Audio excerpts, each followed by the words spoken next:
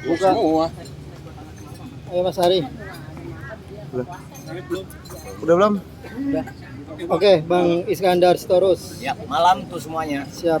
Melihat sekarang lagi rame apa itu review pemerasan berkedok review nih. Abang sendiri melihatnya seperti apa sih fenomena ini? Jadi kalau kita perhatikan bahwa metode dan atau model review itu adalah bentuk dari kontrol sosial. Itu adalah tindakan-tindakan yang menurut kita baik sepanjang dilakukan tanpa pretensi bisnis dan atau tanpa pretensi untuk hal-hal yang buruk.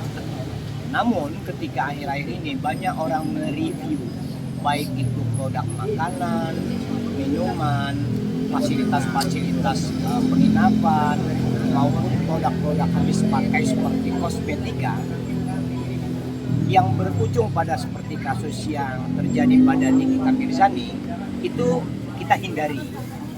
Jadi konsepnya adalah warga negara yang baik itu melakukan review untuk tujuan yang baik, bukan tujuan untuk kepentingan perutnya yang sejengkal dan atau mempertontonkan hal-hal yang tidak baik gitu.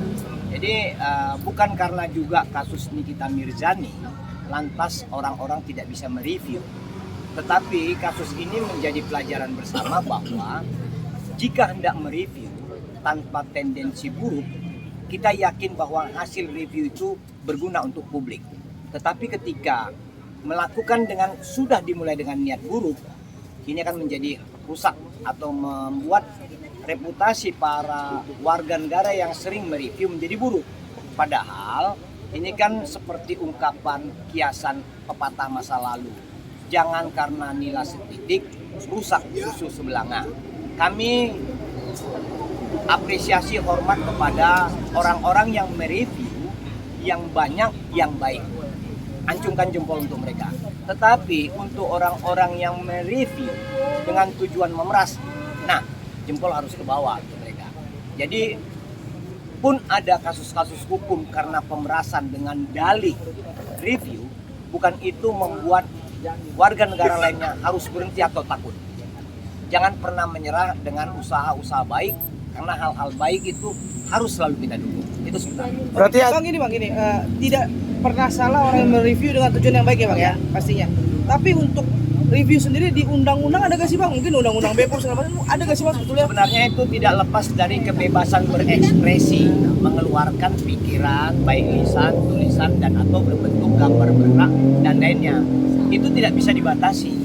Yang perlu dan atau diatur adalah memberi dampak negatif padahal yang direview tidak bersifat negatif, atau mengabarkan dan atau memproduk review yang tidak sesuai fakta. Tentu itu perbuatan tidak baik. Itu harus kita cela bersama-sama. Tapi kalau untuk tujuan baik, mari kita galakkan review malah. berarti menjadi atensi untuk para reviewer ya, bisa dibilang. Ini kan bisa menjadi celah untuk pemerasan juga dong. Bisa jadi yang direview juga merasa salah, lalu untuk menutupi kesalahannya dia melakukan langkah-langkah tidak terpuji. Tapi bisa jadi juga tanpa disadari orang yang mereview dalam perjalanan menemukan hal yang tidak baik. Jadi kita berharap agar orang-orang yang suka mereview tetap menjaga integritasnya dari mulai niat, proses sampai outputnya tidak berbau buruk. Tapi lebih baik BPOM aja kayak hanya menilai tersebut, apa reviewer dibolehkan juga nggak sih? Karena kan ini BPOM, harus BPOM yang bertugas di atas gitu untuk semuanya gitu, menaungi itu. Jadi begini dia, banyaknya review dilakukan warga negara menunjukkan bahwa negara gagal melakukan fungsi itu. Sebenarnya itu yang terjadi. Coba sistem kontrolnya baik, mekanismenya berjalan, terbuka, dipublikasi, nggak mampu reviewer itu untuk bekerja. Artinya negara, pemerintah, institusi yang berwenang untuk melakukan pengawasan fail, gagal. fungsi itu diambil alih oleh warga negara melalui review. Itu dia. Oke, berarti dalam artian di sini kita anggaplah BPOM tidak baik-baik saja dan tidak bekerja dengan baik. Bisa dikatakan seperti itu, Bang? Kalau dia baik, tidak akan terjadi review yang luar biasa banyaknya. Itu logika berpikirnya. Kalau dia baik, maka warga negara akan mencari tahu dari websitenya BPOM, dari laporan dan atau pengumuman mereka. Tapi karena tidak ada, tidak berproduksi, tidak berfungsi, ya review yang berjalan. Jadi kita jangan salahkan orang yang mereview. Yang disalahkan adalah jika niat review dari awal untuk memeras. Jika review yang disiapkan itu untuk tujuan buruk, itu yang kita salahkan. Tapi berapa persen lah itu? Kan kecil. Jadi jangan karena orang-orang jahat yang mereview, memeras dan lain-lain, kemudian orang baik yang mereview kita anggap sama. Nggak boleh begitu juga, nggak fair gitu. Ditumbuh kembangkan bagaimana hak warga negara untuk memberikan pendapatnya. Tapi pemerintah harus menyadari bahwa ini menunjukkan fungsinya tidak berjalan. Itu dia. Jadi kurang lebih bahwa peran negara diambil alih oleh masyarakat melalui review. Itu luar biasa. Tetapi review yang memeras itu buruk. Apalagi kan sudah sampai ini kan ke aparat negara, yaitu DPR juga ya Bang ya. Ibaratnya kemarin sempat ada beberapa waktu lalu. Berarti itu menjadi teguran keras juga kan sih buat BPOM sendiri, dan dengan adanya ini kasus sampai didiskusikan oleh DPR sendiri. Ya itu menunjukkan BPOM itu nggak tahu diri, nggak tahu malu, nggak punya moral lagi. Produk makin banyak kok dia tidur, kok orangnya mereview yang kita andalkan. Artinya kan di situ ada hal yang buruk dalam kinerja pemerintah, dalam hal ini BPOM, mungkin juga produk-produk lain di institusi atau kementerian lain atau lembaga lain. Begitu. Oke, berarti dalam artian gini, kita tidak menyalahkan siapapun yang mereview dengan baik ya, Bang. Itu Tidak. satu poinnya.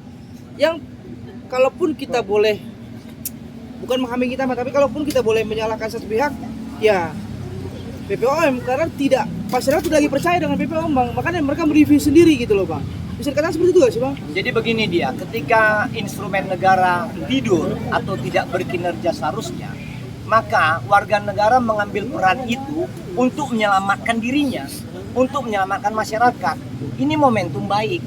Tetapi ketika ada momentum baik disalahgunakan oleh segelintir orang, jangan kita salahkan momentumnya. Orang yang memanfaatkan situasi ini yang kita salahkan, ditangkap. Kan itu yang benar. Tapi ini kan menjadi presiden buruk ya, Bang. Presiden buruk untuk BPOM sendiri. Jadi mereka harus berbenah diri lah, bisa dikatakan seperti itu dong. Harusnya ya, dari kejadian bagaimana masyarakat memberi review, ini menjadi cambuk bagi institusi negara apapun untuk bekerja dengan maksimal. Utamanya BPOM, karena mereka itu badan pengawas obat makanan, itu luar biasa itu, puluhan ribu item. Artinya koreksi total terhadap badan POM. Mekanisme, sistem dan kualitas organisasi itu harus dikaji ulang. Dan terlambat DPR melakukan itu. Berarti kepolisian harus memberikan atensi juga kan, dengan adanya ini kan kasusnya rame nih Bang. Harus Dari kepolisian harus menegur juga BPOM sendiri dong. Dengan bisa adanya. jadi, bila perlu tangkap orang BPOM-nya karena tidak melaksanakan fungsinya. Oke. Ada yang lain? Bang, uang tutup mulut itu termasuk pemerasan bukan Bang? Kalau uang tutup mulut dan atau lain-lain itu masuk kategori buruk. Saya nggak mau menyebut kategori apa itu. Oke. Bang, satu lagi Bang. Tapi kalau Abang melihat kasus Nikita dengan salah satu dokter nih yang punya skincare, Abang melihatnya siapa yang keduanya salah atau siapa yang salah ini melihatnya? Karena akhirnya ada dugaan pemerasan berawal dari review, itu Abang melihatnya gimana dari dua sisi nih? Kalau dari dua sisi Iya, ya, dua sisi. dua-duanya keliru. Kenapa? Ada yang memberi dan ada yang menerima. Kenapa Bang? Hah? Jelasin nggak Bang? Saya tidak mendalami kasusnya, tetapi dari konklusi yang diberitakan, kenapa harus memberi, kenapa pula harus menerima, itu aja. Oke, Bang, kenapa pasal pemerasan itu selalu didampingi dengan TPPU, Bang? Selalu didampingi mereka. Sekarang, karena apa? Segala sesuatu produk dari kejahatan diasumsikan dialirkan dan atau disimpan dan atau digerakkan menjadi produksi tertentu. Itu namanya tindak pidana pencucian.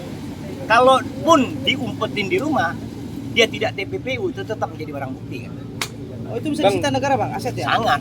Itu bagian dari kejahatan. Itu dirampas negara. Bang, penahanan Nikita Mirzani sama BPOM ada sangkut pautnya nggak sih bang? Itu tadi karena tidak berfungsinya Badan POM seperti seharusnya, akhirnya orang seperti Nikita Mirzani melakukan fungsi-fungsi itu. Kemudian kebetulan pula dalam kondisi tidak baik menjadi bermasalah hukum. Bang, ada indikasi Nikita dipenjarakan untuk membungkam para mafia-mafia skincare itu sendiri atau seperti apa? Kalau mau jujur, sebenarnya kita menyesalkan juga kalau hanya seorang Nikita Mirzani. Kita yakin dengan modus seperti ini banyak pelaku lain yang belum tertangkap. Apes aja menurut kami Nikita Mirzani. Berarti harus memberantas sindikat untuk itu tersebut. Sebenarnya sindikat kedua belah pihak harus diberantas, baik pelaku skincare yang buruk maupun para reviewer yang buruk. Bang, untuk para dokter-dokter yang mereview itu harus diperiksa juga nggak sih bang? Seperti pihak kepolisian harus memeriksa. Makanya cepat-cepat Badan POM ambil alih tugas itu. Biar jangan banyak orang-orang yang mereview dengan berbagai cara, dengan berbagai dalih yang juga belum tentu bisa dipertanggungjawabkan secara hukum produknya. Kan begitu. Apa reviewer itu sudah benar mutlak? Kan belum tentu. Tapi kalau negara yang mengumumkan, pemerintah mengumumkan, itu cenderung menjadi terstandar. Gitu. Oke. Terima kasih. Oke, sip bang, serius. Bagus bang, Udah senang ya? cakep nggak?